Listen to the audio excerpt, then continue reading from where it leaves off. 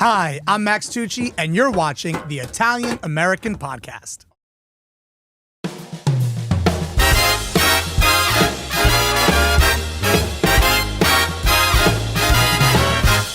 See that you're born an Italian if you want your life to be great. See that you're born an Italiano and your life will be great.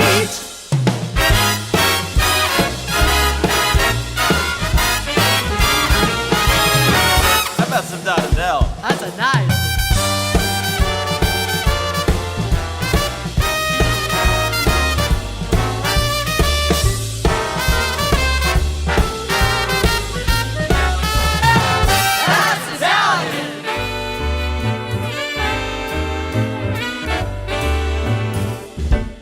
Hey there, Paisani, and welcome back to another episode of the Italian American Podcast. I'm John Viola, along with my partner in crime, the Italian American Wikipedia, Patrick O'Boyle. We're here at the corner of Mulberry and Grand, Red Sauce Studio, in the heart of... You could jump in, sure. My spiel's over. What? What do you got? Well, I'm going to tell you, then go back to the spiel.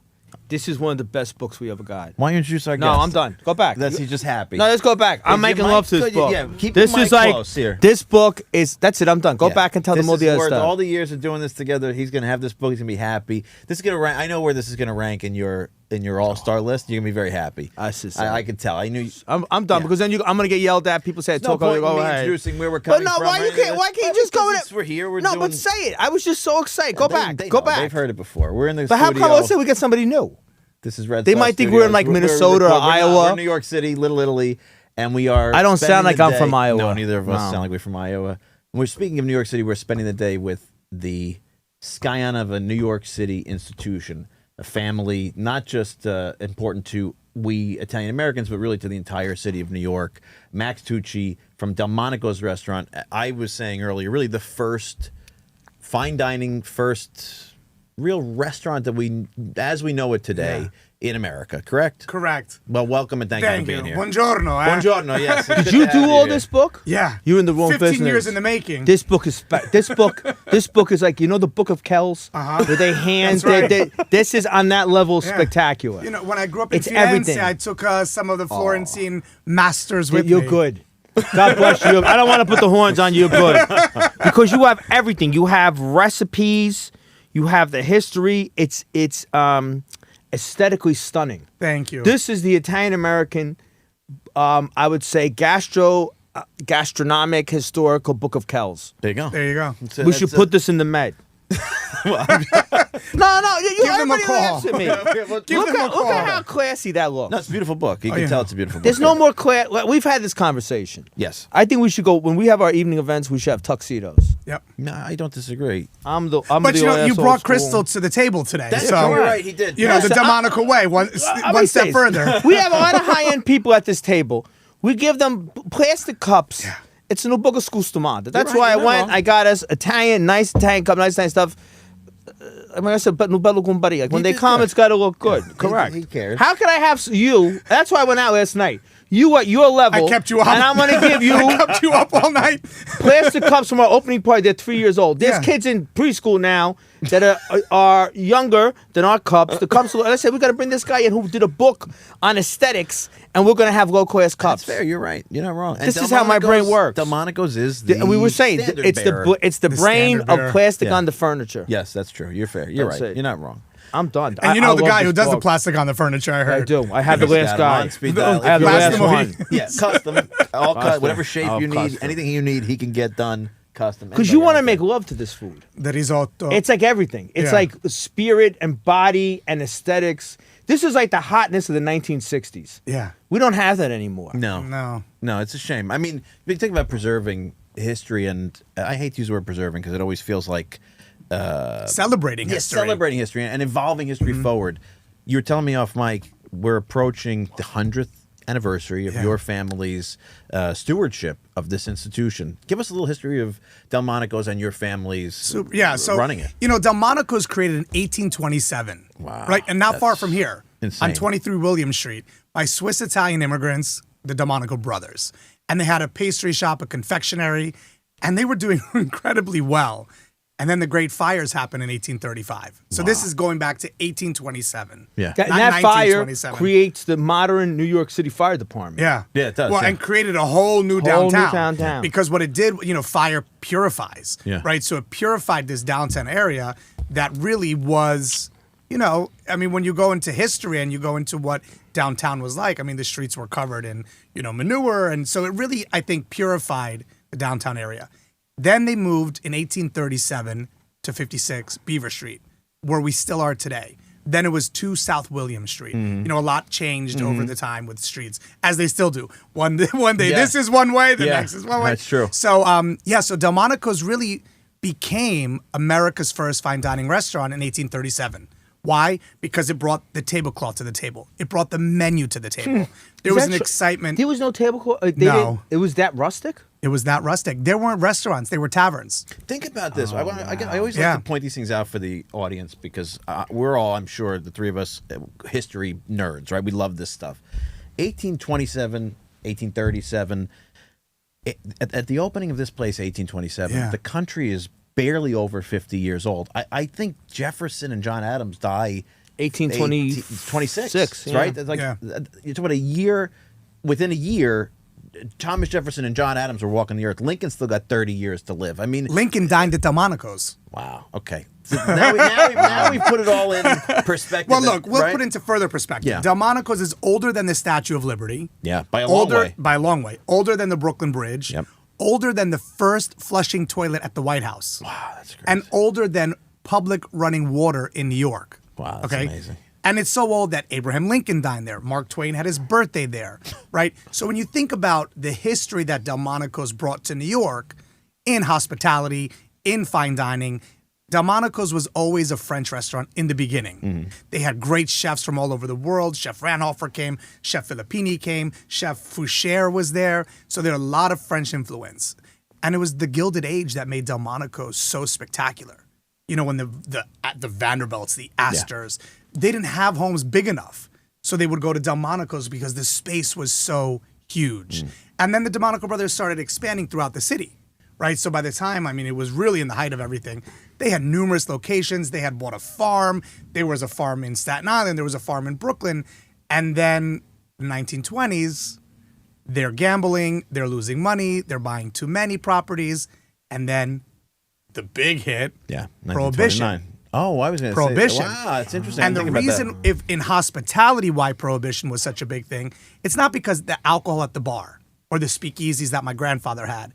It was because the ingredients were compromised.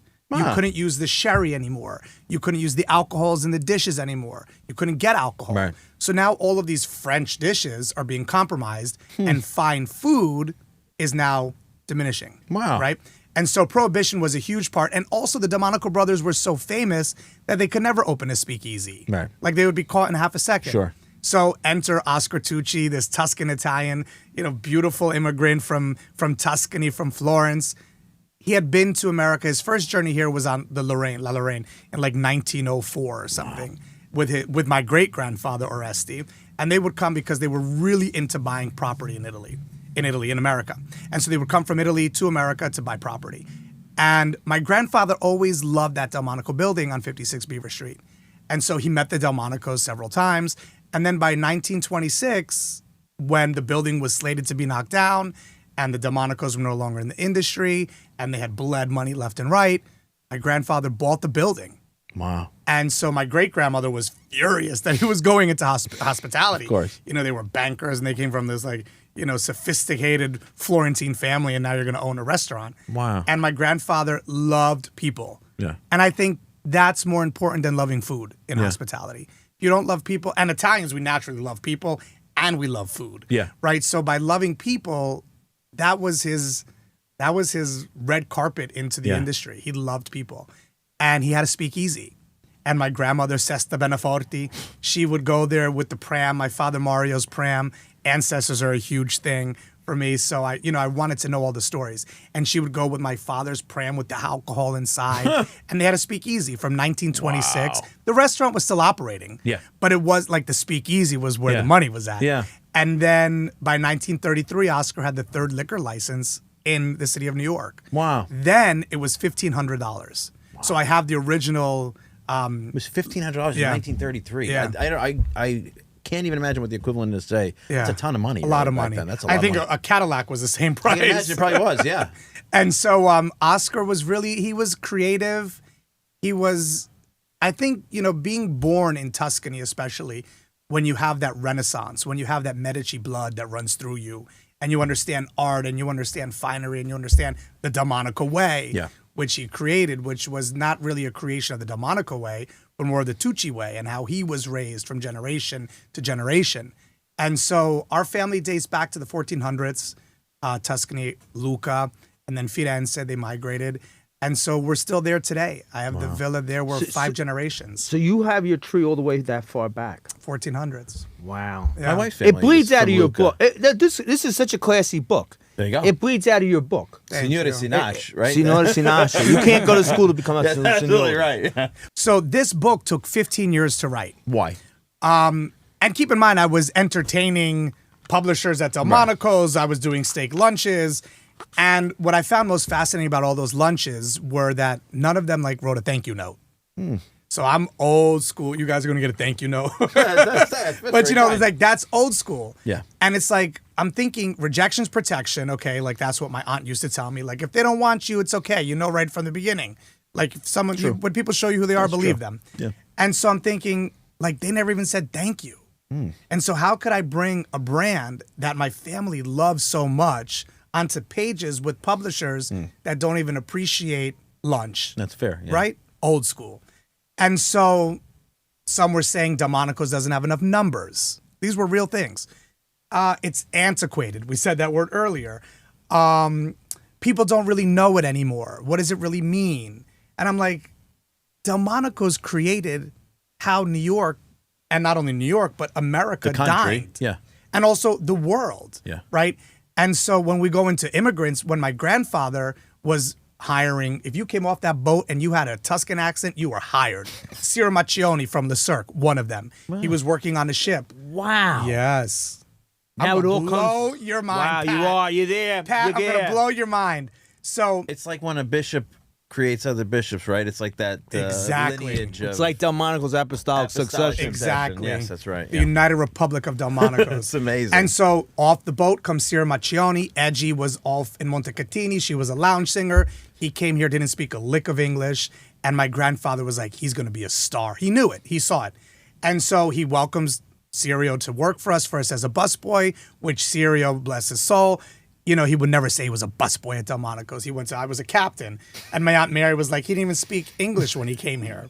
And so he eventually became a captain, and he worked the Roman room with King Umberto, when you talk about all the celebrities, Elizabeth Taylor, and when you talk about Marilyn Monroe, he became the captain from the Roman room. So it was in his being to obviously go over to Le Cirque and open Le Cirque and be this front of the house that welcomed all these celebrities. His training was at Delmonico's. Which he started Le Cirque. He started Le Cirque. Yeah. He left Delmonico's and then he did some other things, but he was at Delmonico's for a while. Yeah. To the point where my grandmother secretly sent him back to Montecatini so he can get all of his paperwork in order. She gave him money to come back to America. Wow. He brought Edgy back. Wow. Okay.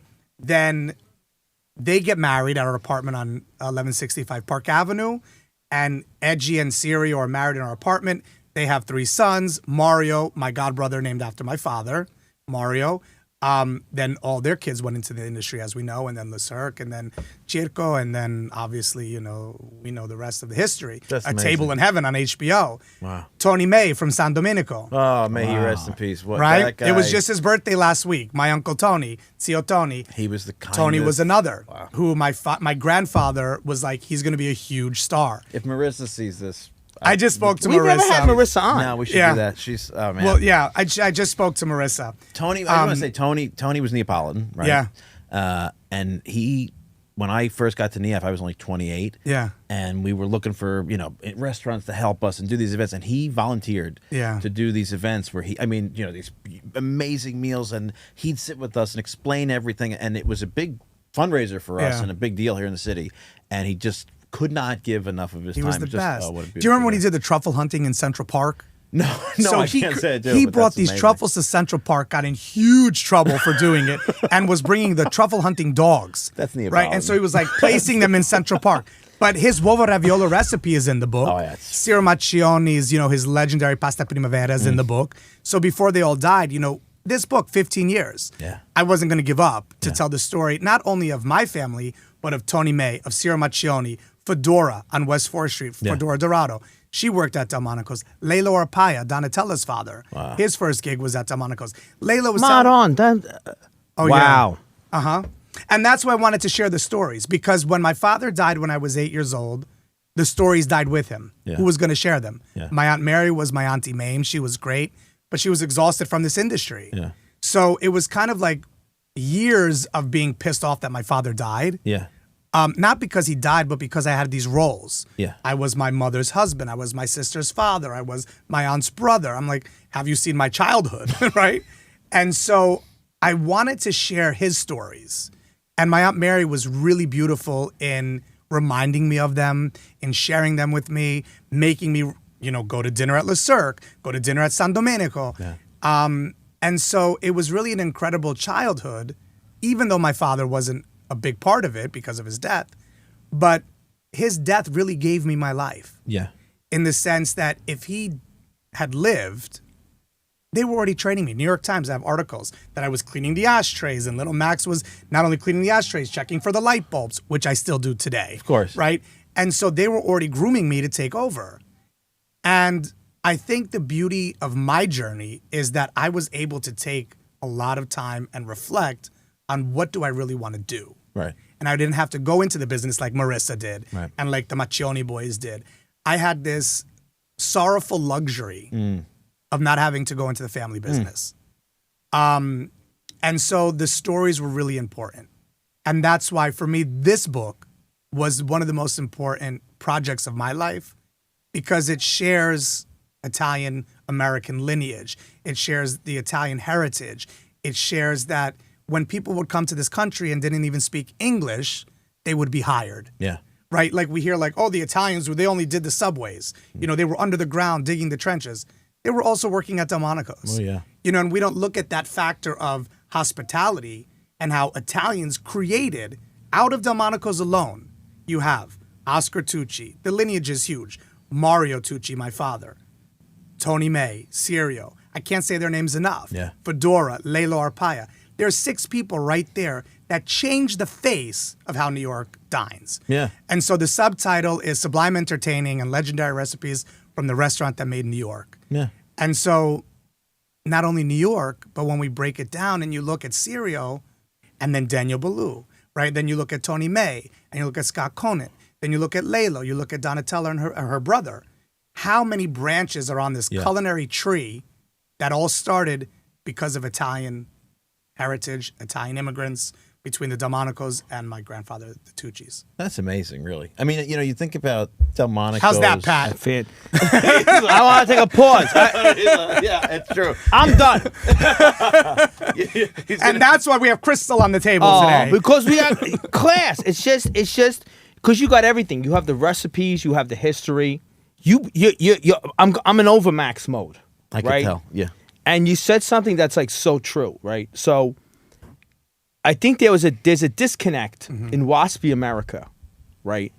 Because if you take the Gilded Age and the American version of the Grand Tour starts and people go to Europe, and Florence is like it, right? Florence is the gateway drug to Italy and in that time period, right? And there's the Florentine Italian, and then there's the guy who's digging a ditch in New York, right?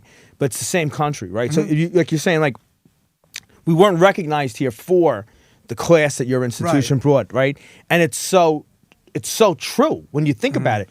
I forget the name, God forgive me. I was the one that I saw them. They were the New York Times. We had the gentleman on. It was, we taped at Columbus Citizens. It was relatively before.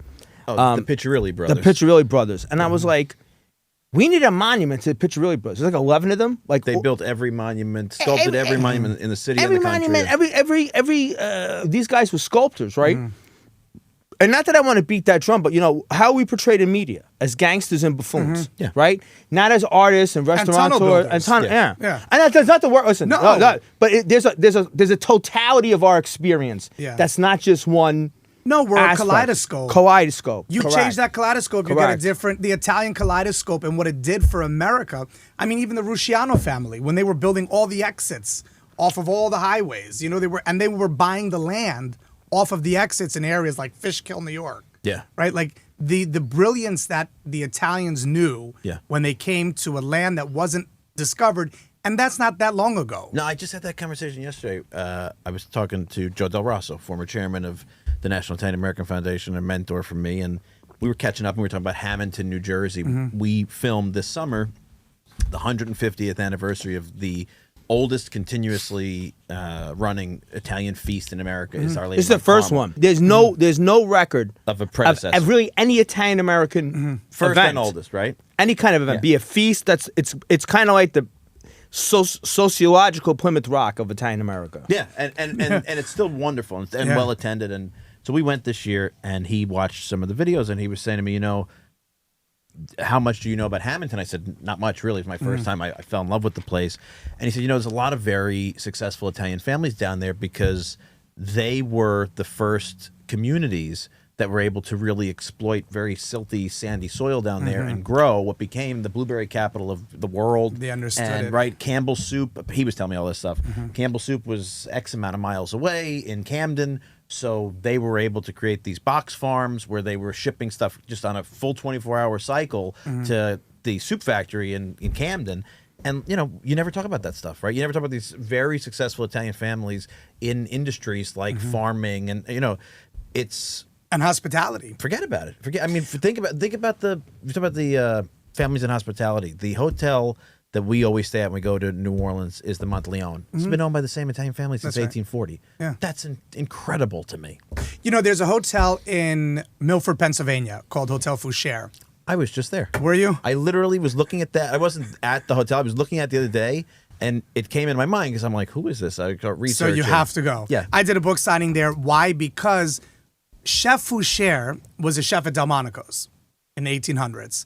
And he went to Milford, Pennsylvania, had this hotel, created the Delmonico room there, would bring the Delmonico family there. He built them a cottage right behind the hotel so they could get fresh air during periods of when things really were bad in the city. And so, even when you go to the Delmonico room in Milford, Pennsylvania, Delmonico's was such a name that it was recognized globally. Yeah. I mean, obviously, Gilded Age today on HBO, it's talked about all the time. Right. But when you go to the roots of Delmonico's, and I think what's so important to remember is that, yes, the Delmonico brothers had an incredible run, but their run came to an end. And family businesses, they come to an end. Who's going to be the next one that takes over that family business? Yeah. And so when that building on 56 Beaver Street was slated to be knocked down, my grandfather was like, we have to preserve this history because Delmonico's did so much for this industry. And so by him doing that, and it breaks my heart because this is during a time when restaurants didn't have publicists, they didn't have managers, they didn't have anyone, you had to do it yourself. Yeah. And okay, New York Times, if you could afford a page, then it was like $65. It's a lot. Right? It was a lot of money. Yeah. And so his story, if I didn't write this book, would have been forgotten. Yeah. His story and his brilliance of bringing in, again, all of those people, those men and the women in the industry would have been forgotten. Who's sharing that story? I got to tell you, I'm embarrassed to admit this, but I came across you on social media and I sent, I believe this is how it happened.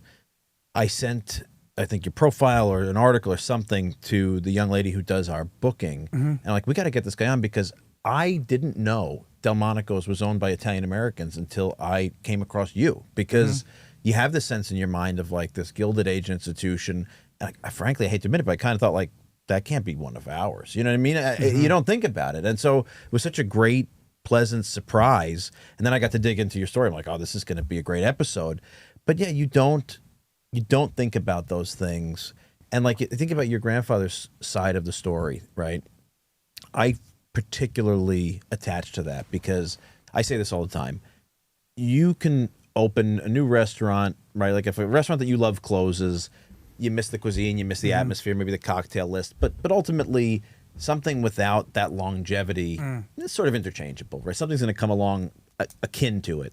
But when an institution closes with the history that's in the bricks of that building, you lose a lot more. And I see all these families closing Italian-American institutions these days, not because they're not financially successful businesses, but because they don't necessarily want their kids going into the restaurant industry, or they're pushing them towards other stuff, or the real estate is too valuable, and it's like, why let's just sell the building. And I say all the time, we need institutions where we can match those who are expressing interest and desire to be in this industry with some of these institutions that really have so much value in their name and heritage, because some guy goes out with all the skills in the world, tries to start a restaurant, it's a tough success rate. But what about going in and becoming part of an institution like that and making it your own and keeping it going for the next 100 years? We need more of that. Yeah. We lose a lot. And we can take it one step further, I think, too. And the one step further is storytelling.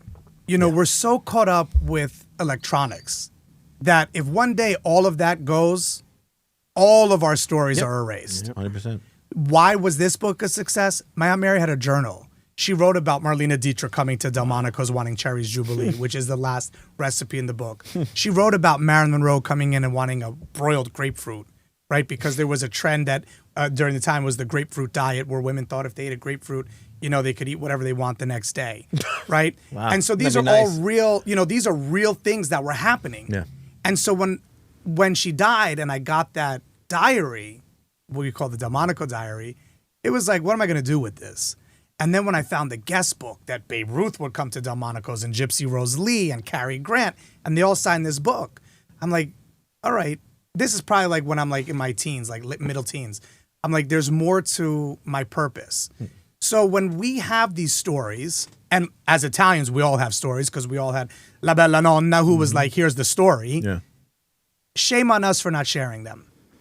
And shame on us. We don't have to get Rizzoli to publish it, but we do need to write it down. And we can't be so reliant on Instagram, on cell phones, on Facebook to tell our story. Yeah, 100%. Because generations from now will never see what's happening now because we're in electronic mode. Yeah, I think that's absolutely true. And so I think, my purpose is to share the stories, to tell the stories, but also to remind people that what I love about Italians is we are really good storytellers. Yeah. Like we digested that. It's like in the food, even when they're preparing that food and the stories are being told over the making of the food, that becomes part of our DNA. And so we need to pick up that wooden spoon and continue the conversation and the storytellings and writing them down and sharing them. And so, even a podcast, 100 years from now, we might never see this again. Yeah. This book will still be here. Yes, right. Absolutely. And the story of Tony May will be there. Yeah. The story of Mario Tucci will be there. The story of Ciro Macchioni will be there. The story of Oscar Tucci and Sesta Tucci and Mary Tucci. And there's a beautiful proverb that says, every time you say my name, my spirit lives on. Yeah. And so we don't have to be proud Italian Americans. We could be proud any heritage. Yes. To say the ancestors' name. 100%. Italians, we love our ancestors, I think, a little more. I think so, yeah. And so for me, it's about sharing their story, not creating my own, but continuing their story. Yeah. And in that, I do create my own. That's absolutely right. I think the idea of the written word, I can't tell you the amount of times I'm like a book hoarder. I love books. I love old books. And you find some book, a small run of publishing from the 70s, and you find a story about a character that, as much as I've read, as much as I've tried to gobble up all this history, it's new to me, and it leads you down a path, and that opens up so much. So the idea that a physical book is there for someone to discover, there's something very human about that, that's important. And so my mother years ago, she reminded me, she said, Rizzoli is the only publisher who can publish your book. Right. And I was like, I wanted this one and that one and this one, and it's like when you play on God laughs. Right. And so when this actually happened, I had probably 3 literary agents by that time. And I was going to have this celebrity do the forward, and that celebrity was going to do the forward. Ciro Macchione was writing a forward. Tony May was writing an afterward. And I was at Delmonico's, naturally. And like you said earlier, when you have a family that works in a business, their energy is woven through every mortar and every brick of that building. Yeah. Their blood, their sweat, their tears, their prayers, their ambitions, it's all in there. Yeah. So here I am in Delmonico's. I'm in the lower level of Delmonico's in a private room, throwing a party for a friend of mine who writes about Delmonico's in her book, and she's a great actress. And she wrote a book called The Unqualified Hostess, I Do It My Way So You Could Do It Yours.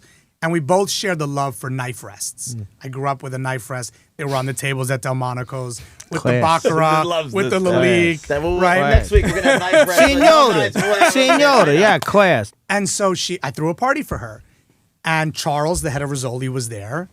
And he's observing me. My lit agent's there. I hired a historian and a librarian, Becky Diamond, to help me with this. She wrote a fascinating book called The $1,000 Dinner, which is about Delmonico's. It was like the first Iron Chef back in the day I've heard of between this book. Philadelphia and between New York. That's cool. And so she knows history. And so there's a lot of inaccuracies about Delmonico's. And I'm like, when you don't know something, you link up with people that do. Like, that's my philosophy. And historian, librarian who knows about culinary was Becky Diamond. So she was a huge help because my Aunt Mary left over 30,000 pieces of ephemera and memorabilia from Delmonico's. Everything in this book, every dish, every glass, everything is from our archives, which I still have. Let's talk about that for a second because I'm a history nerd. I geek out on this stuff. I'm an ephemera collector. My wife would say hoarder. Pat always teases me if I croak, he's got to run to my house, otherwise he's going on a bonfire because she'll burn it off. She'll burn the whole. We've done dry She'll runs. Seal off my office. Yeah, At the correct. end of the house, she will seal it off and it'll be gone. You talk about the inaccuracies, but also I want to give, before we talk about your next venture, I want to give a little bit to the audience a sense of the inventions, contributions from. We talk about tablecloths, right? Menus on the table. We were saying before we went on air, the baked Alaska, right? Invented at Delmonico's. Give us a little sense of where the stuff that we encounter around the world now in dining that was a Delmonico. I have to start my grandfather. Yeah, go the on. wedge salad. In 1930s was created at Delmonico's. You cannot get more by an Italian. Wow. Who became an American. And then lobster Newburgh, baked Alaska, the Delmonico steak, Delmonico potatoes, chicken a la king. Wow. So the historic recipes are in this book. Yeah. And then also there's a cocktail. My new phrase is there are many fine dining restaurants that serve cocktails, but very few that have one named after them. Yeah. Delmonico's is one of those. What is that cocktail? The Delmonico cocktail. It's in the book. Look, you're not giving it away. Nope. It's in the book. Okay. If you want the Delmonico cocktail. I could mix it up for you right now, but you got to buy the book.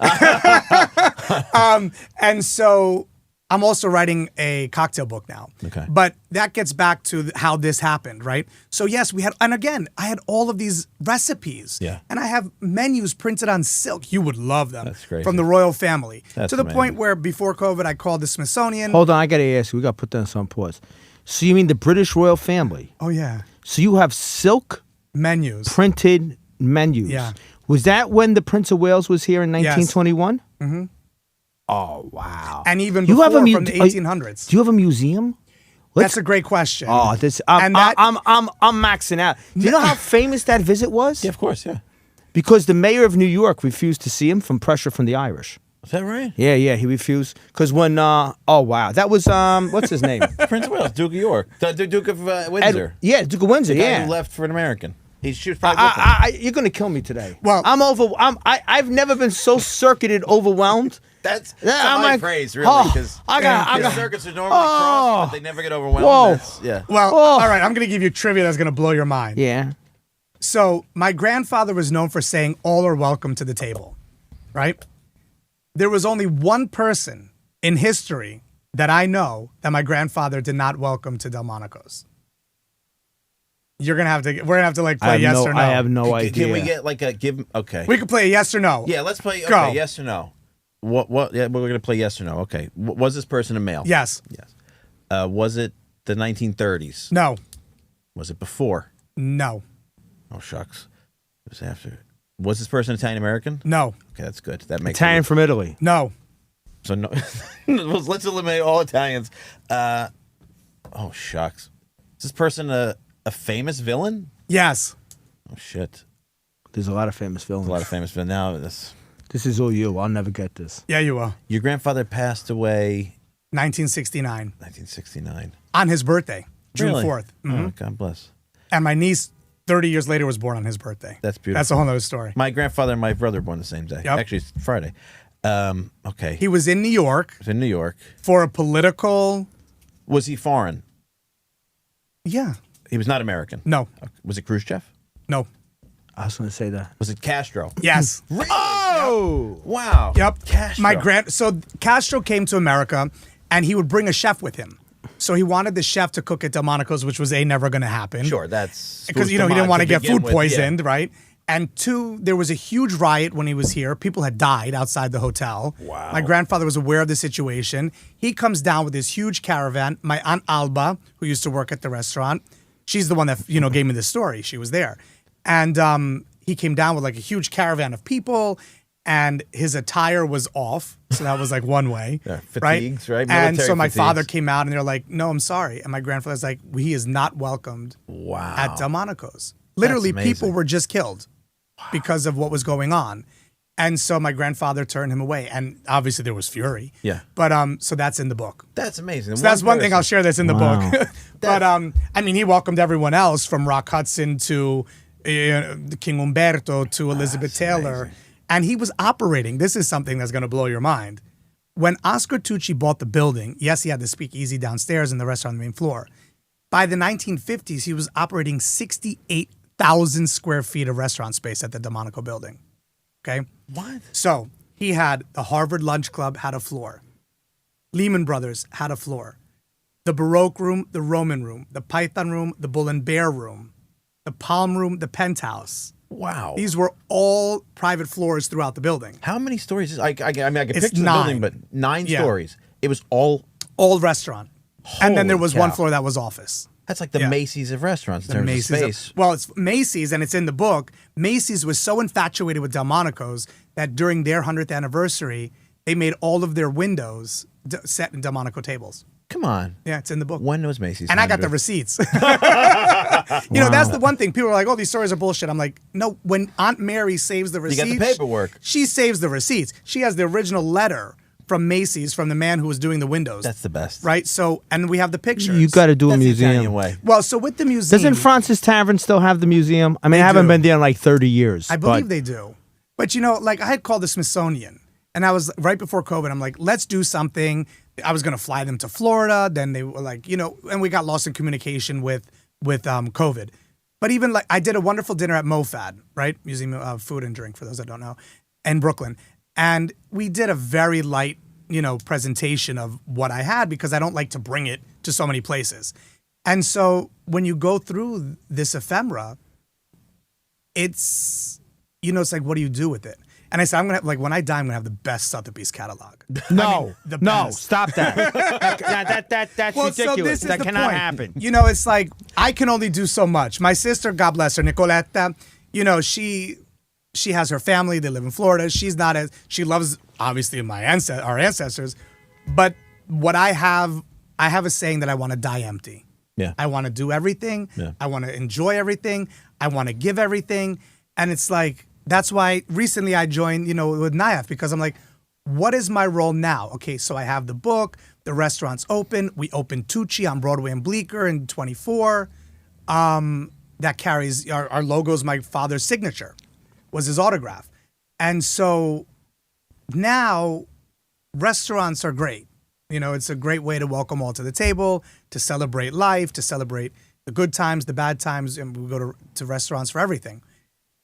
But there's something deeper. The book, yes, it's the first step on that, path. But now what? Yeah. And that's why I'm grateful to be here, because to be able to share a story about me being an Italian American, this Italian heritage that I have, now what? Yeah, but you are the standard bearer of one of the most important institutions in New York, period. Publishers were turning it down. Well, because they're morons. But it's the same for museums. They're morons bigger too. morons. They're even bigger morons. You know? That's a whole other conversation. Listen, we don't need them. And I don't mean to be a jerk. I said this to somebody at the Italian Studies Association. A lot of those institutions don't appreciate us. And that's why we have to do it ourselves. Because they don't, That's the Italian way. The Italian way. Yep. We don't. What do we need them for? Yeah. Let them come to our table. Somebody was saying about like being accepted into the academy. They should come to our academy. Why do we need to go to them?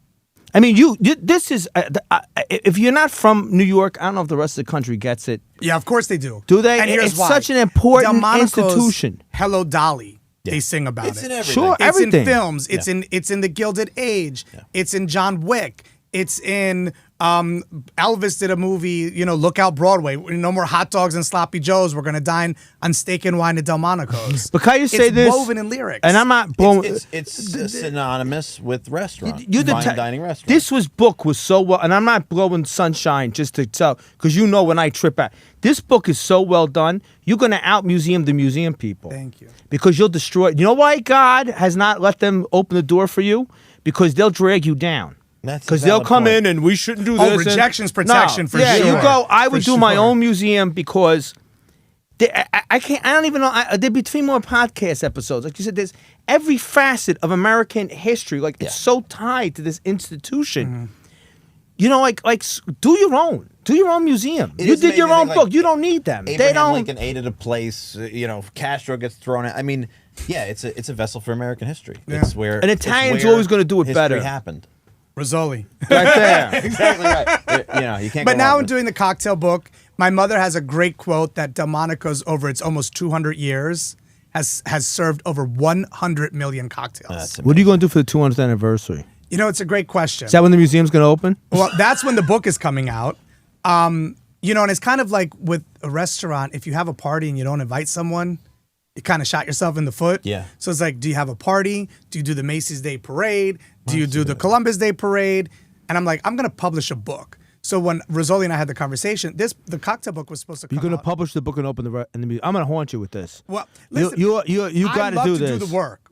But, I'm not ashamed to ask for help either. Well, that's You what know? you had the best thing. You Yeah. brought the historian in. Yeah. You go out and get them, and then you do it the Tucci way, and then let the That's Smithsonian the go to next you. one. The Tucci yeah, way do is it on the Broadway Tucci and way. Bleecker. But IACP, which is the International Association of Culinary Professionals, they gave me the Trailblazer Award in 23, not only for the book but also for resurrecting Delmonico's with the team, the Delmonico Hospitality Group.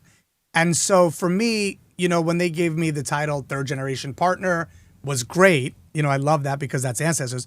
But when they gave me the chief global brand officer, that meant more than third generation partner. Yeah. Because that meant that I'm the one in charge of the brand. Yeah. Not as the brand like we're going to go and make, chairs and sell them at Home Goods. I'm talking like the brand to keep the The stories spirit. going. You're in charge of the spirit. The soul. The soul. Right? And so without the soul, I just did an article for Business Insider about the trends of 26, hospitality trends. My biggest observation is that nostalgia is more alive than ever.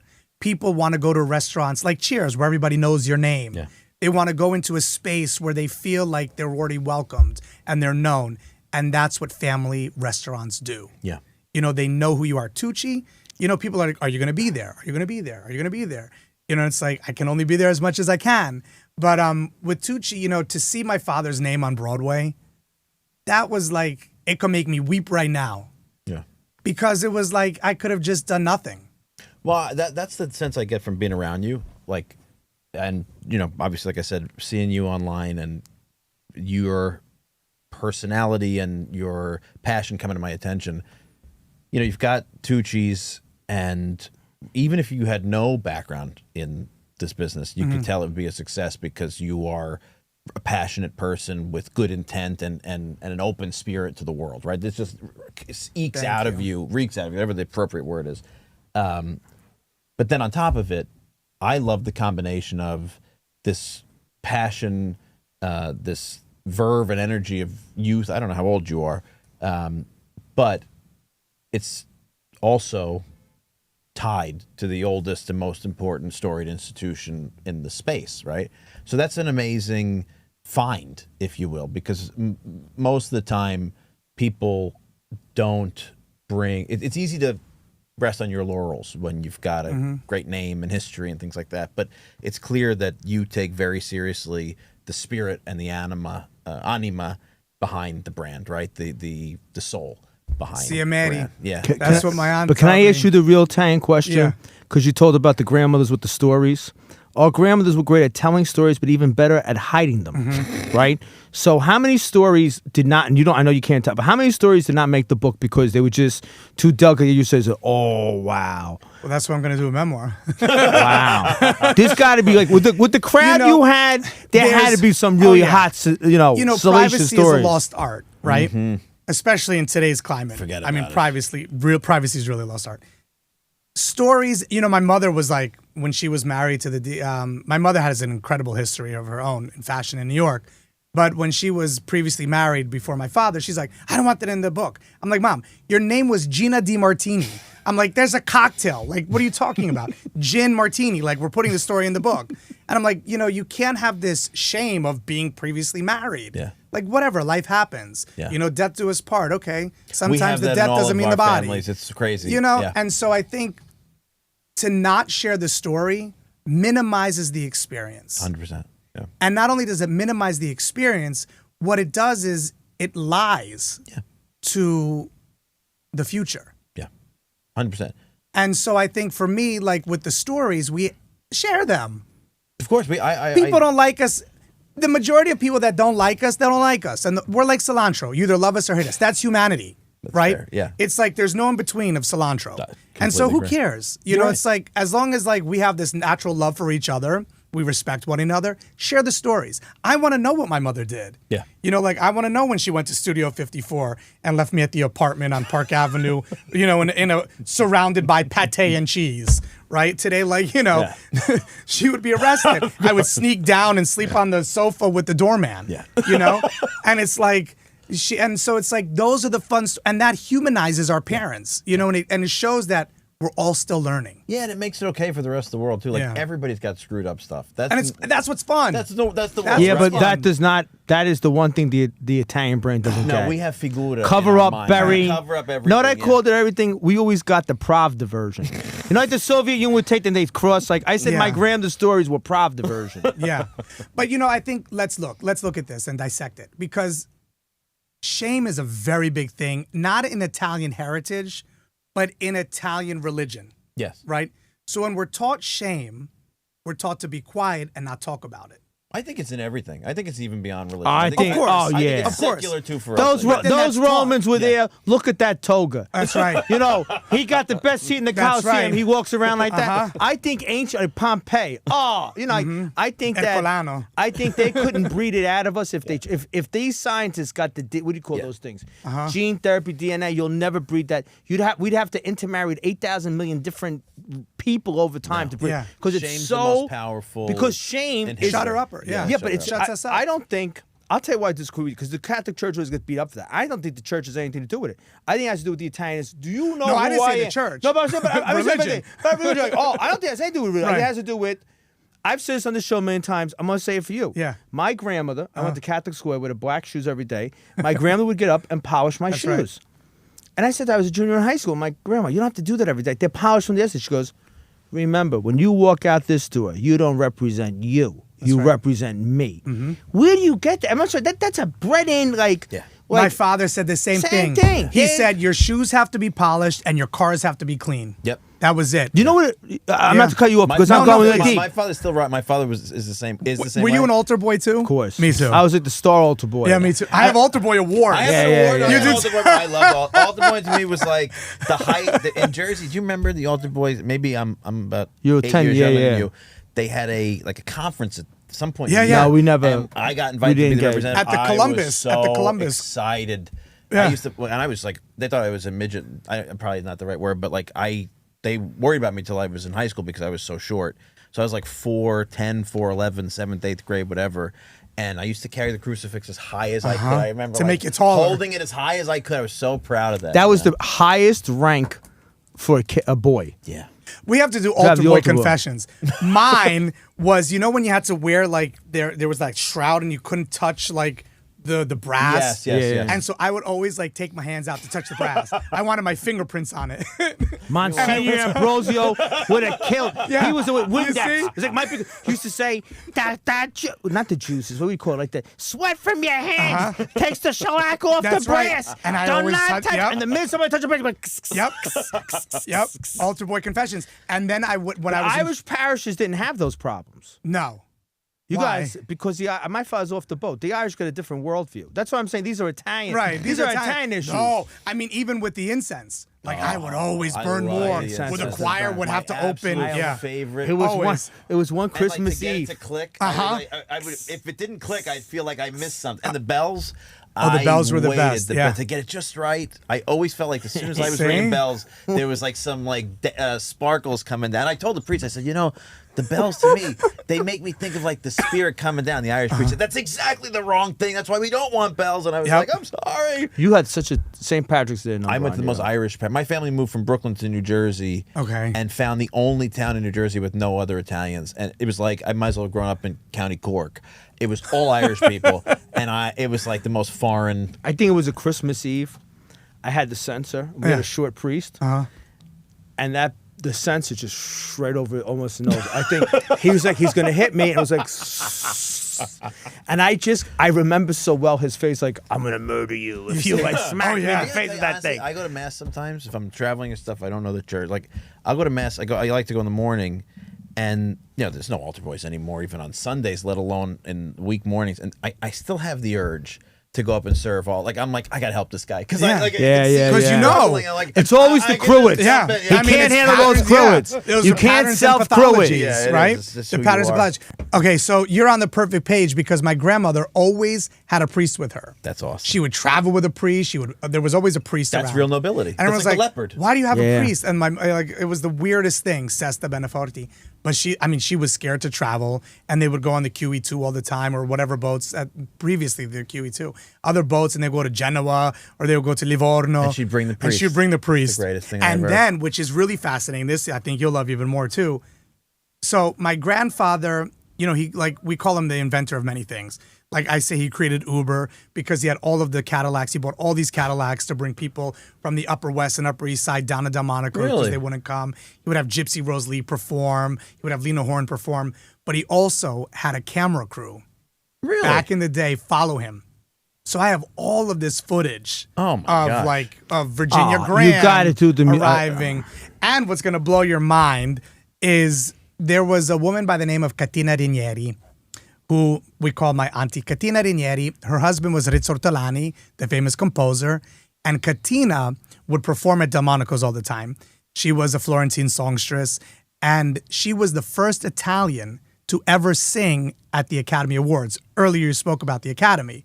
She was the first Italian to ever perform at the Academy Awards, and she sang the song for Modo Cane, which was done by Rizzo Ortolani, Oh My Love. More. She sang more. She sang more at the Academy. And she would perform at Delmonico's. Ma. So, when you go back to this, Delmonico's had a bandstand. That's crazy. Right? to They think had, about. a full-on Ralph Burns and his orchestra would play. And Catina Rinieri, this songstress from Firenze who sang at the Oscars when Jack Lemmon was the host. And I have the footage, right? So people were like, oh, I'm like, no, I have the footage. That's amazing. And,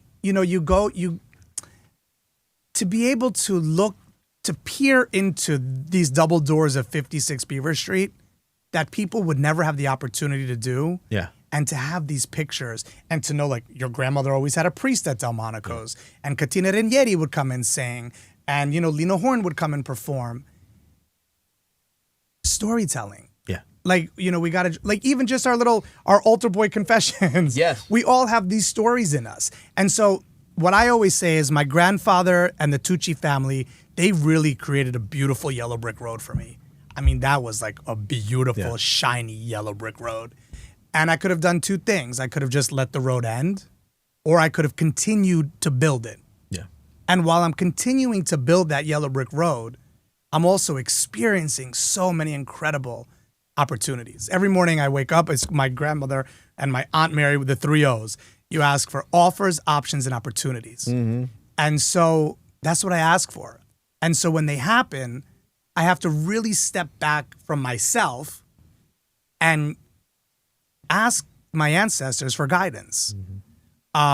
You know, I wear my grandmother's rings and I'm like always talking to her. And my father, when I wrote the book and the book was finally done, we have a mausoleum up, like most Italians. Of course we Of do. course you do. I mean, You know, yeah. right next to Babe Ruth, Yeah. right? Actually, at Wow. Gates of Heaven Cemetery. Yeah, of course. Right? And if you have There's time... people that don't see. We have a lot of people who are not Italian American Yeah. or a little bit removed, and they don't realize nothing we love to show off more about than our places of final rest. That's absolutely right. You That's got to the come and whole- see my mausoleum. Let me the tell key you. to Yeah, Buddha. correct. I've always You wanted to get it. produce a show called Pimp My Mausoleum, right? Oh! Where I build Yes! custom mausoleums, gosh. right? Why That's not? the most Italian thing Right? ever. And you put your monogram on the course. floor and you put flat People screen don't- TVs in People there. don't really know how to do it anymore. No. Really, that's Some of them are not. Yeah, correct. Yeah, no, no. Pimp My Mausoleum would be you the got best. to do it right. We got a priest friend. He's got to meet Father Barone. Oh, forget it. He runs the cemeteries You in his love early him. 40s in the Archdiocese of Newark. He Yeah. runs cemeteries. I love it. You and him could drive around America. He would love you. Oh, I love you it. guys would be all over the place. Yeah. I love it. He'll be at Delmonico's all the I time. love it. He'll be getting off work, coming to And my the mother would be yeah. like, why do you always have a priest No, with you? he would be the perfect. That would be your Perfect. grandmother. It'd be the whole yeah. So I took this book, and this is literally, I was in Firenze at our home, and the book arrives. And when Rizzoli was like, oh, where do you want the book sent? I'm like, no, it has to be sent to the ancestral villa. Yeah. You know, I mean, heritage and family grew up on this property. They walked this earth. And so I had the book, it arrived to Italy, and like naturally I was like excited it was there. But when I got back to New York, the first thing I did was drive over to that cemetery, to Gates of Heaven, and I sat down. There's, of course, we have a kneeler there where you can pray, and there's a stained glass window, and I sat on the kneeler, and I read this entire book to my ancestors. That's wonderful. And I was like, I did this for them, but in return, the gift for me was to be able to share their story. Yeah. There's no picture of me. There's no picture of the author. I was like, it's not about me. It's about sharing the story. We say all the time there's at least one person in every Italian family who's the keeper, right? That really is the family's chief brand officer, if you will, right? The keeper of the soul, the keeper of the flame.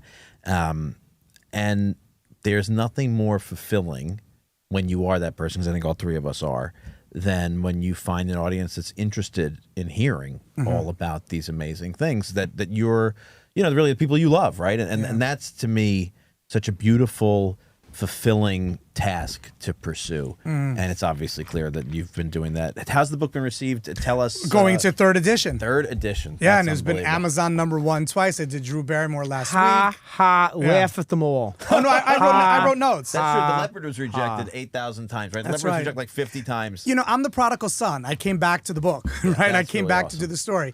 But, my mother said after my father died, he had a huge funeral. I mean, it was like, I remember, those flower cars. And they were What like year was 30 of them. that? 1987, right? And so he dies. My mother was witnessing through all of these friends that he had. Friends. They forgot about my mother. They didn't call on my mother. Tony May was one of the only ones. I could believe that. Tony May, he lived in Greenwich. We lived in Greenwich. He moved to Greenwich because of my father. They used to play golf at Westchester Country Club. That's how Tony got into golf, right? And so, and I write that in the book, Ugolino in Firenze. My father would go play golf there with Tony also. But my mother was witnessing how many people turned their back on her. And she said once those expensive bottles of wine weren't being poured anymore, we had a Delmonico's in Greenwich, Connecticut too. Because in the 1980s, when crack hit the streets, no one was going down to Delmonico's. Yeah, that's fair. And my father had all of his, bankers and all the investors. They all lived in Greenwich. They're like, open up in Greenwich. So he did. And when the dinners weren't free anymore, Yeah, of course. my mother wouldn't get invitations anymore. And she called a friend of hers, Candy, who I hope you're watching, in Palm Beach Gardens. Gina, we can't invite you because you would be the fifth wheel. And my mother was like, how many dinners did Mario and myself invite you to? Yeah. How many times did you come to the villa in Italy? How many times did you go play golf with Mario? And so the core friends, Tony May, I think my mother would tell you, he's like the chorist of the chorist. And he was interested in what I was doing, my sister was doing, and that's why when I had my birthday, my 25th birthday, 20-something years ago, it was at San Domenico. Yeah. And Marissa's like, Maxie, you're the only 25-year-old that has a birthday at San Domenico. Pavarotti's in the corner, Madonna's over there with Tupac. This was really happening at San Domenico. And Chef Odette Fada, I love Chef Odette. And so to be able to honor these men who looked after my mother had to happen. Yeah. And that's why when I called Zio Tony, I was like, I need that uovo raviolo recipe. And he's like, Max, non è facile. I'm like, Zio, va bene. Like, whatever. They're either going to love it or hate it. And so I wanted to honor Tony. Yeah. And, it's like, we have to remember those that look after ours. Yeah. And so they're in the book. I gotta go take a nap. I'm like, Max. They say you don't meet Max, you experience him. Yeah. They say the same about Pat. I think you won. You won. Congratulations. Nobody's knocked him out ever. You knocked him out. That's fantastic. And you had your strong Neapolitan coffee. I gotta with a little holy water. I gotta ask you a question. Yeah. Do you bring back any of those 1880s Gilded Age over the top recipes? Yeah. Do you look back and say we're going to do like oyster and duck? Oysters Rockefeller. We have lobster Newburgh. We have the baked Alaska. Do you have any whacked? Because from the historian, do you look back at some of these recipes like frog legs au gratin? I'm sure that stuff is all there. My concept right now is moving forward or looking back. Yeah. Right. And to take inspiration. Like you were saying earlier, what's the next 100 years? Yes. We're talking about Delmonico's 200 years after. Yeah. The genesis of Delmonico's. So, for instance, Tucci, yes, Baked Alaska was created at Delmonico's. Now we're doing, because of the Italian heritage in Tucci, we're doing the Italian Rainbow Cookie Baked Alaska. Oh, which is kicking major, right? And so it's like we're going into the future with that. Writing that while down. looking That's back. It's delicious. Yeah, I'm coming. As far as things that you wouldn't eat, like you'd be surprised. the tripe.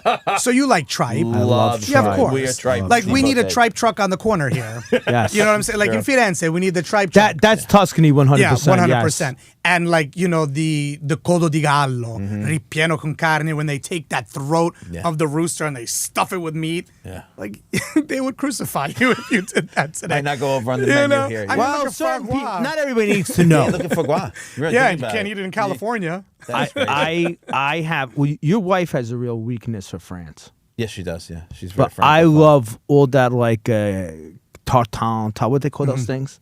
Tartine. Tartine. All those French liver things. I Yeah. love them. Me too. So I love the them. snails, the frog legs. Yeah, But remember, Florentine cuisine, it's not really cuisine, right? It's a lot of farmer cuisine. Yes. As in the sense of, all right, Firenze, like settle down. I could just hear them saying, what do you mean we don't have cuisine? Ribollita.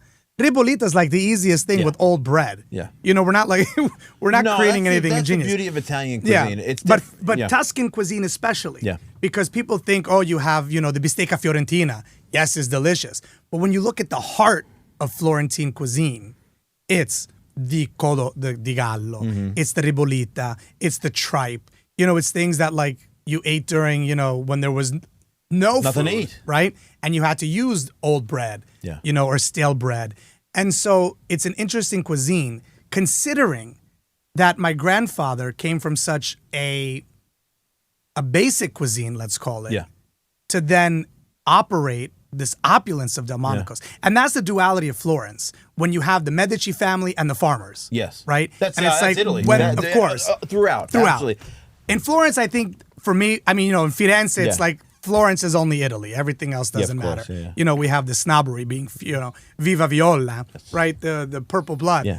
And so I think, like, for Florence to celebrate, Renaissance, the grandeur of Renaissance, and then eat tripe, I love it. That's a great real. Duality. That is a real duality. That's a Florentine duality. I love that about being in Italy. Like, have you ever gone to the Circolo della Caccia in Rome? Right. So like we did events there, and I remember one of them was a buffet, and I remember going over and thinking I was picking up a mozzarella, and it was an egg under aspic, Hard-boiled egg and aspic. And I remember thinking, like, I said to myself, this is the duality, because here I am, this peasant, right, at this noble club, And of course, I think I'm in Italy. It's going to be my Italy. It's a Okay. beautiful mozzarella. It's an egg and aspic, and I'm like, this is Italy because they're still eating this. Let me say, aspic. I write for Appetito magazine, right? So aspic is one of Milan's greatest holiday traditions. Really? More so than panettone. You got to be kidding me. No. And there's one particular place in Milan that the lines are around the corner. Come on. For aspic.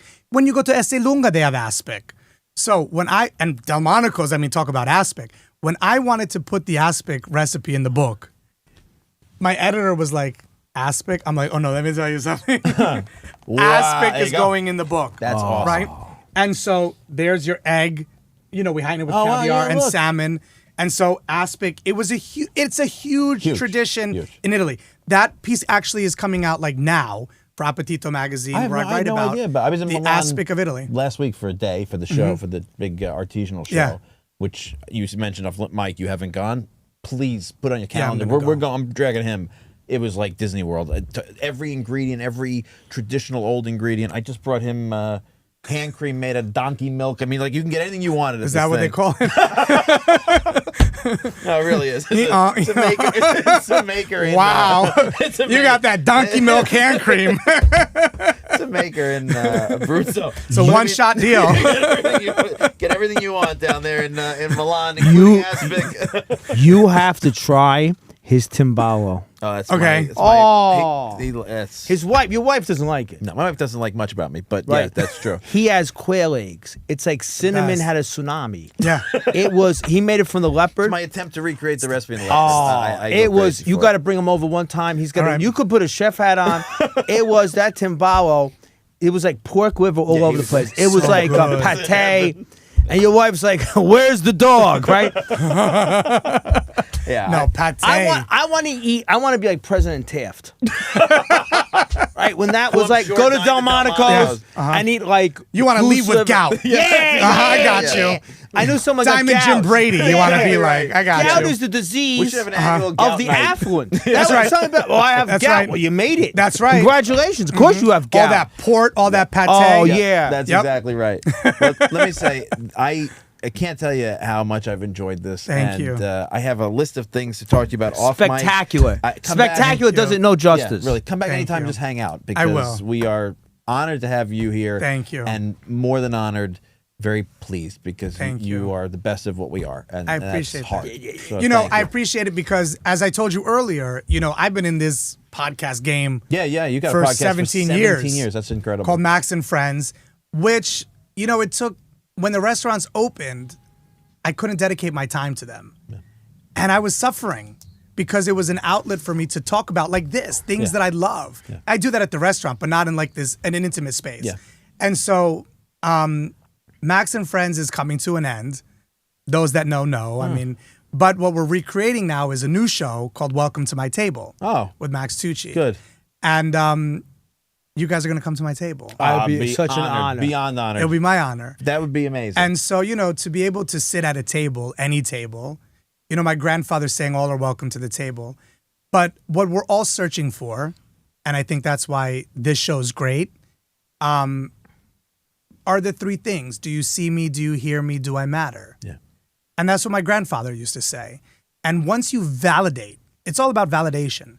Once you validate someone, you're a friend for life. He used to say at the restaurant, the first time you're a friend, the second time you're family. Mm-hmm. So the second time I come back here, I'm going to be family. You're going to adopt me. already. All right. You don't need. All right. That's why we built this studio as a table. Thank you. That's what it is. And having you here has been an absolute pleasure. And you're going to do the ribbon cutting of the museum. We're doing it. I'll haunt I know it's on the you. You museum, have an don't worry. obligation to civilization. Civilization. To do that museum. All right. With all the Janori plates, Yeah, because right? I knew you were going to say that, so help me God. I knew because I Ingenuity felt it. is the Tuscany's highest level of China. I didn't know that. Did you have Ingenuity plates down there? They're in the book.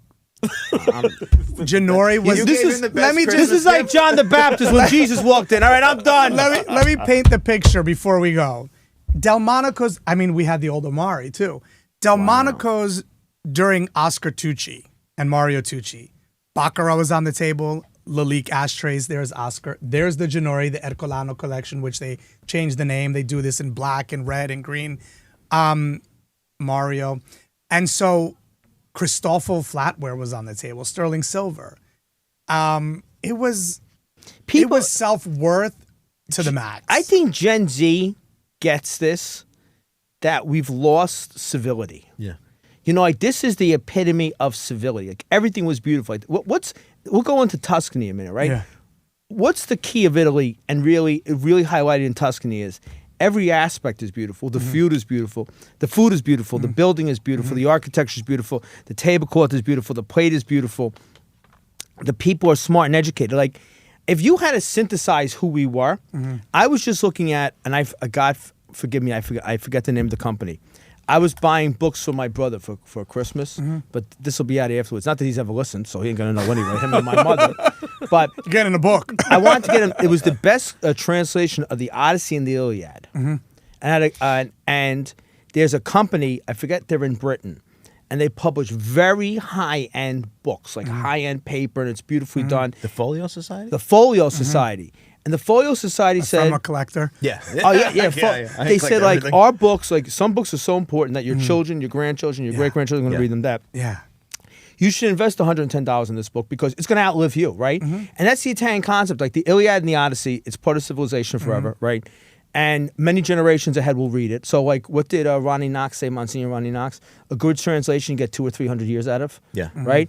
And I was like, wow, that's such an Italian, maybe continental concept of you could buy the paperback that's going to turn brown, but it's good for the beach.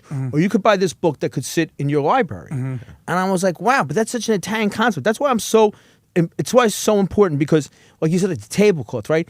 And people think, you know what I want to argue back with this? America has turned that into prissiness. Yeah. But in Italy, that's art. It's standard. It's standard. It's Because standard. everything in Italy, even when it's rustic, it's beautiful. Okay, but there's a great phrase that I use often. I'm on book tour now since 2003, okay, with this book. Still, I'm speaking all over the United States. I've done it in Italy. When you know better, you do better. And when you learn, teach. Yeah. Right? So it's an obligation for what I know growing up in the industry. The linens were spectacular. Yeah. Not everybody grew up with them. Yeah. So when you learn, teach. So now I'm on that mission to bring back this luxury that we grew up with, even though we didn't know it was luxury. Yeah. When our grandmothers put linen on the table, it was just the standard. Yeah. Right? I mean, look, even when you look at the ribbon in the book, I mean, this was hilarious because they didn't want to do this. There's that Marilyn Monroe grapefruit. But this ribbon, right? This ribbon was the color of the tablecloths in the restaurant in both New York and in Greenwich. And to the point in 1953, when my father would go to Harry's Bar in Florence, they started using pink tablecloths. How about that? Because they were inspired by Delmonico's in New York. That is amazing. Right? And like even the end pages, these were all the matchbooks. Oh, So we filtered them in. That's so you know, cool. and I also collect matchbooks, by the way. all right, I'm going to bring you something. This was in your brain? This was, and my designer. God yeah. bless you. Thank you. Because you know why you and him should go hang out? I won't go because you guys are going to bond. I am not an aesthetic person, but I appreciate aesthetic people, right? And he was planning this studio forever. And I would say to myself, but what's taking so much time? Like, I couldn't, when I don't understand him is when he's at his best, right? When I don't get it, that's ridiculous. Then I know we got a home run coming. And he curated every single, there is nothing in here. I can't even explain it. Like every little dimple in the chair, and he sketched and he looked and and this is John's brain. If you want to know what goes in there, if you want to go into his ear, you're going to see this inside, right? And the reason I'm saying is that like this is so, again, because I thought this was the most ridiculous. I thought the podcast was nonsense, and I thought this was the height of insanity, right? Internet radio. Or internet radio.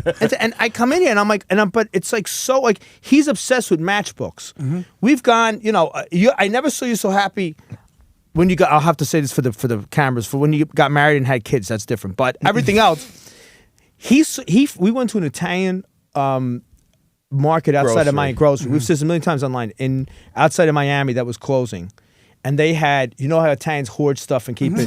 They were closing the place down. They brought out their 1960s matchbooks that they were selling. I thought he was gonna cry. But either you know it, because there's people who listen to us. If you don't get it, what did they say? If you know, you're my people. You know, you know. Yeah. If you know, all right. Let me back up 3 things here. 1, matchbooks tell a story, right? So yes, they're great to have, but they're a reminder of what you did. Yep. if you collect them. Yep. Especially today. You know, we have matches at both Tucci and Delmonico's, Yeah. and everyone wants those matches. Matchbooks tell the story of where you ate. Yep. 1. 2, the mind. There's a wonderful saying that if you can see it in your mind, you can create it in your reality. Yeah. Right? And I saw this book in my mind before I was even born. Forever. 100%. In my mother's Yes, womb. absolutely. And the third thing is to debunk your own saying that you're not about the aesthetics. You're the one that brought the crystal glasses to the table. That is correct. Just saying. I went out last night. I said to Amory, you guys Just saying. so You're learning. Yeah, well, I said last night to Amory, No. you got this guy coming. You got 3-year-old plastic cups. How schoolstomate is it going to look? He doesn't Then think we he's got aesthetic because he can't like draw. But This is an aesthetic. you want to talk about a human This being? is taking it one step further. This is the Delmonico way. This is a man who I say this about him on the air all the time. He's been my best friend a long time. I never met a person more picky about the details of his crest, his this, where's it gonna go? What ink? Send back a business card. No, the ink's too light. Gotta go back. Only wears even his jeans are custom made. yeah. Like, but not to be pretentious, but because No. to him, one good pair. But I that's- want the but- best. You want But that? hold I on, want this the is what you best. just went back to earlier. It's not about pretensions. No. It's what we knew. Yeah. Getting a shirt tailored in Italy is a normal thing. Correct. It's Correct. not like, oh, I'm going to get my tailored shirt that's- and my monogram. Yeah. No, you go to Florence, there's a woman that has a shirt store on the corner, Yeah. and she makes you a shirt in 2 days. We started the Tucci shoe collection, right? They're all handmade, all bespoke. There are 3 generations in the shoe industry in Tuscany. You know what I can't understand? I'm going to make a public confession. I go to places. Oh, we have the best espresso when we Right, roasted right. it. You give it to me in a paper cup, Yeah. and the cup tastes of coffee, and the coffee tastes of paper. Why would you put that coffee in a paper cup? And why am I have to run? I have to run. I don't want to run somewhere with it. I'm annoying.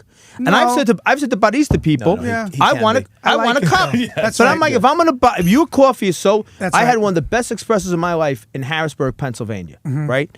And my thing is like you can make the best espresso anywhere, but the Italian concept is I want a container where the flavors are the best. Right. I don't get this American thing like I'm antiquated. How do you? And I know there's some people out there you're busy with kids and everything else. And I'm not trying to judge you on this, but I can't eat with food in my lap in a car. It destroys everything that I am. Does that make sense? I can't eat. I don't Yeah. want to eat like that. I got to enjoy myself. I got to have I'm going to tell too much. I like No, a I cloth love place. I like a cloth placemat. My Linen, grandmother's had a yeah. placemat, a nice cup, a nice thing.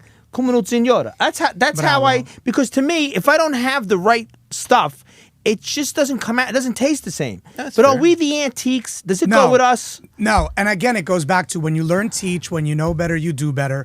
But also, we are in an environment of speed, Yeah. right? Everything is downloaded so fast. The art of drinking coffee is to sit, Yeah. be still, enjoy it, not run with it. It's that moment to say, I'm at the point in my day where I'm going to take care of myself. I'm going to enjoy the flavor of this coffee, and I'm going to feel the ceramic of this cup because I'm worth it. You know, Yeah, you correct. just gave me something. We talked about off mic about my Italian pipe collection, my southern Italian pipe, although I have some northern Italian pipes too. And I think the reason that I like it so much is it's the only activity, right? Like I used to smoke cigarettes. Don't smoke, kids. It is bad. And it's just like a rushed thing, or cigars. You know, people linger, but like a pipe takes a lot of work, and you have to It's a get it commitment. right. It's a commitment, and you have to do it right. You have to study it, and you have to because it's easy to just not get it to work. And it's the only time on the occasions that I smoke a pipe that I get in this zone of like I don't ever pick up my phone. When sometimes I used to go outside my house sometimes and bring like a book, think I was going to read, and I end up just sitting there enjoying a pipe. The art of And, like, smoking a pipe. Yeah, it's such a Yeah. different experience, especially in today's world, because You're we're honoring not- yourself, though. And we don't take that time to honor ourselves. And even in the luxury of having that coffee, Yeah. we're in such a rush that we forget to be still and know. Well, I know we have to wrap this episode. We could do this forever. We're going to do this again. We're just going to come back and philosophize, book or no book, whatever it is. We're going to get back together. We're the new Alan Watts. I want to beg you, please don't do another book. I'm begging you. Okay. You will never outdo this. The cocktail book is gonna blow your mind. You can't beat it. Well, you're on crack because you're never gonna beat this. And I'm not because can I tell you something else? Why you got to go buy it? When can I pitch this? No, pitch it. Let me just tell you something. I'm not blowing smoke. I tell you the truth. When I don't like people, when I like people, the one thing I don't have in life is a filter, and it hasn't helped me. Very, very true. This book it's aesthetically stunning. Thank you. It's so well done. You got like anecdotal stuff like the matchbook covers, right? Talk about a gift on steroids. It has the history of Delmonico's, which is really the history of New York and the history of the United States. But if you peruse this book, if you're new to cooking, or it's like something that you're getting into, these are really simple recipes people can do. Majority. Like if you think of like when you're Delmonico's, you think of like 18 course, like all kinds of like $1,000 dinner. $1,000 dinner. But you got to go buy the book for some of this stuff. But there's one in here. I was like, wow, I could go home and do that today. Yeah. The Cherries Jubilee, I always tell people to start with because it's the easiest recipe. And it has such great history. I mean, Marlena Dietrich's always wanted it. And I'm doing, a luxury chocolate collection inspired by the women of Delmonico's. Oh, that's awesome. And so there's my mother. So gorgeous. Wow. And my father and that aspect. But, again, the book, there's going to be some challenging recipes. Sure. But you know what? It's all experiment. And you try but it, there's an approachable one, right? I got the Wooly right now. Can I tell you something? I got a lot of shit for this the prune Yeah. and the almond with the prosciutto. If I'm gonna leave here now, I get my almonds from California, direct shipped in from a farm, and I get my prunes. I love prunes. I get them shipped from another organic Italian farm. And the prosciutto comes from? I have to pick up the prosciutto on the way home, and then I'm done. So this recipe, the seafood, they say not to put the Parmigiana on the seafood. My sister does. For those that are where's my camera? 6. For those that are watching, DM her.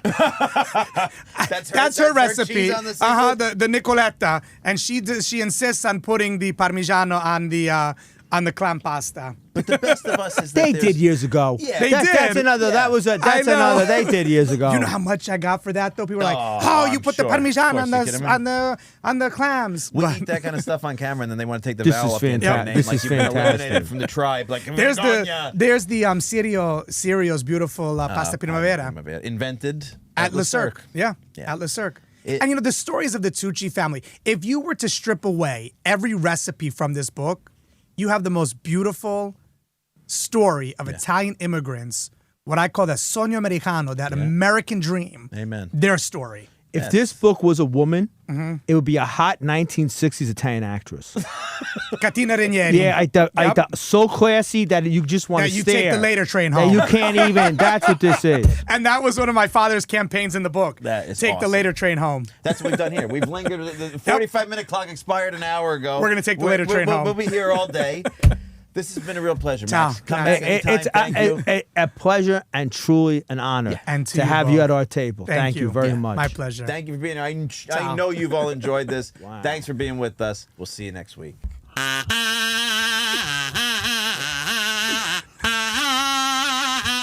wanted class? I love it. Liviamo. Bravo. I'm done. Bravo. Liviamo. Andiamo.